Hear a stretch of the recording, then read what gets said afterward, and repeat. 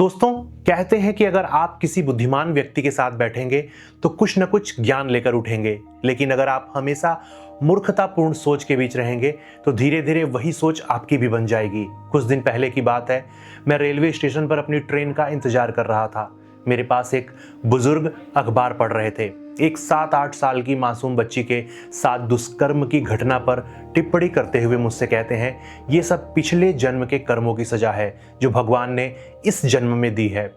उनकी बात सुनकर मेरा मन भीतर तक हिल गया।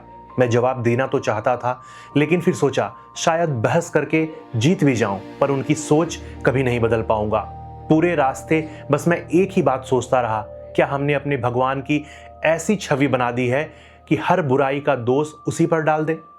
जब भी कोई अपराध होता है हम कहते हैं भगवान की मर्जी थी। जब कोई गरीब, लाचार या बीमार दिखता है तो हम कह देते हैं पिछले जन्म के कर्म हैं। बस इतना कहकर हम अपनी इंसानी जिम्मेदारियों से मुक्त हो जाते हैं। हाल ही में राम मंदिर में चंदा चोरी पर भी कुछ लोगों का कहना था, राम जी ने क्यों नहीं रक्षा की अपने धन की। जरा सोचिए, राम मंदिर इंसानों ने बनाया, उसका प्रबंधन इंसान करते हैं, दान इंसान देते हैं और चोरी भी इंसान करते हैं, तो भगवान राम दोषी कैसे हो गए? अपराध इंसान करे और कटघरे में भगवान खड़े कर दिए जाएं, यह न्याय नहीं, हमारी सोच की भूल है। दोस्तों, ईश्वर ने पूरे ब्रह्मांड को बनाया और वही इस ब्रह्मांड को चलाता है, लेकिन समाज इंसानों के कर्मों से चलता है। जब इंसान अपने कर्तव्य भूल जाता है तब वो अपने पापों का बोझ भी ईश्वर पर डाल देता है। हजारों साल पुराना हमारा सनातन धर्म हमें भागना नहीं, जिम्मेदारी उठाना सिखाता है। हमारे ऋषि मुनियों ने हजारों वर्षों की तपस्या के बाद जो ज्ञान दिया, उसका सार यह नहीं था कि हर दुख का दोष ईश्वर पर डाल दो। उन्होंने हमें अध्यात्म का ज्ञान सिखाया, और अध्यात्म का अर्थ है अपने भीतर ईश्वर को खोजना। और जब इंसान अपने भीतर ईश्वर को खोज लेता है तो वह हर जीव में उसी ईश्वर के अंश को देखने लगता है। तब उसका धर्म बन जाता है मानव सेवा, जीव सेवा और प्रकृति की सेवा। यही सनातन का मूल उद्देश्य है।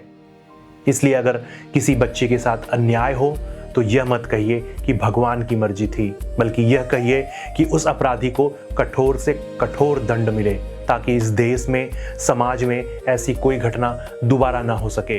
अगर कोई भूखा, बीमार या बेसहारा मिले तो यह मत कहिए कि यह उसके कर्मों की सजा है, बल्कि यह सोचिए कि शायद ईश्वर ने आपको उसकी मदद करने के लिए भेजा है। उसकी सहायता कीजिए, उसका सहयोग कीजिए। याद रखिए, ईश्वर अपराध नहीं करता, ईश्वर कर्म का अवसर देता है। पाप इंसान करता है और उसे रोकना भी इंसान का ही धर्म है। आइए सनातन धर्म की सही व्याख्या को समझें। डिग्री से नहीं, अपने विचारों और कर्मों से शिक्षित बने। बिना सनातन धर्म को जाने, बिना धर्म ग्रंथ को पढ़े व्हाट्सएप यूनिवर्सिटी, इंस्टाग्राम, फेसबुक पर कोई भी वीडियो आपके धर्म या ईश्वर के खिलाफ आती है तो अब उसे यकीन करने से पहले 100 बार जरूर सोचिएगा। जब समाज सोचना छोड़ देता है तब अंधविश्वास ज्ञान की जगह ले लेता है, और जब इंसान अपने कर्मों से भागता है तब हर पाप का दोष ईश्वर पर मढ़ देता है।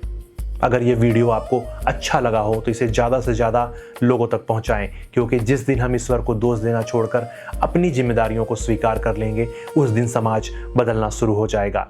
जय हिंद, जय सनातन और जय श्री राम।